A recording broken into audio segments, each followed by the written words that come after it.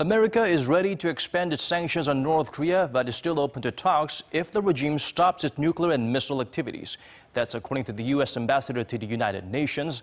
Our Connie Kim delves deeper into how Pyongyang may respond and how closely Seoul's policy aligns with Washington's when it comes to dialogue with the Hermit Kingdom. It'll be sanctions, tougher sanctions on North Korea as long as the reclusive regime pushes forward with its nuclear ambitions.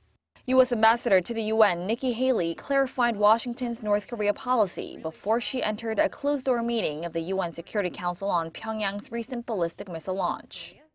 Haley acknowledged the efforts of North Korea's traditional ally China to strengthen sanctions against the regime, but noted that other countries are trying to fill the void left by China's pullback of support for the North.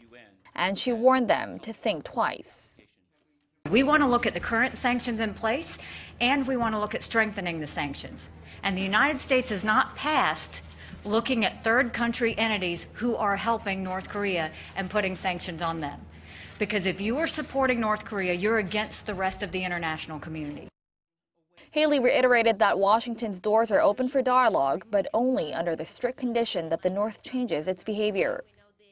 We are willing to talk, but not until we see a total stop of the nuclear process and of any tests there. According to analysts, this condition is unlikely to be accepted by North Korea, and it could be a calculated negotiation move by Washington. This is initial position, so there's always room for change the initial position. So at the initial stage, you have to put the bar as high as we can.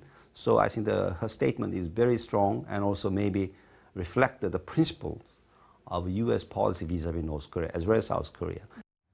For now, South Korea and the U.S. agree on imposing sanctions while keeping the door open to dialogue.